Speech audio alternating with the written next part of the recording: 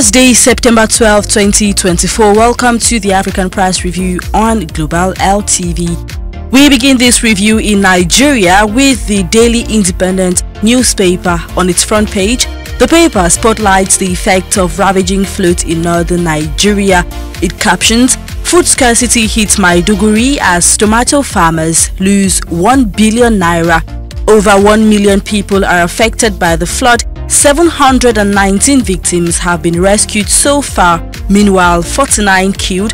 226 communities have been touched in Kano." Details on page 29 of the Daily Independent newspaper.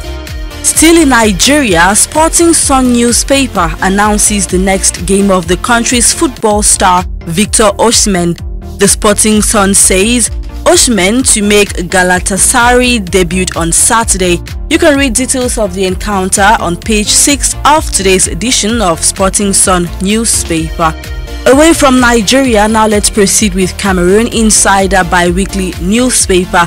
The paper proposes an article on the 79th UN General Assembly as the country's former premier takes over the gavel.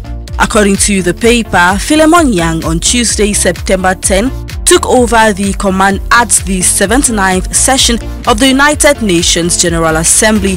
He took the oath of office and the gavel in a ceremony inside the UN General Debate Hall in New York, United States. From Cameroon, we now take you to Kenya, where most headlines of today's newspapers are centered on the Kenyan airport chaos. The Standard newspaper titles, "Paralysis as Adani Wars cut Kenya off." The country was isolated from the rest of the world as the regional aviation hub JKIA was thrown into a state of paralysis after aviation workers downed tools to protest against a planned 30-year takeover by Indian firm Adani, causing flight cancellations and delays that caught thousands of travelers unawares. We have come to the end of today's edition of the African Press Review. Stay tuned to Global LTV.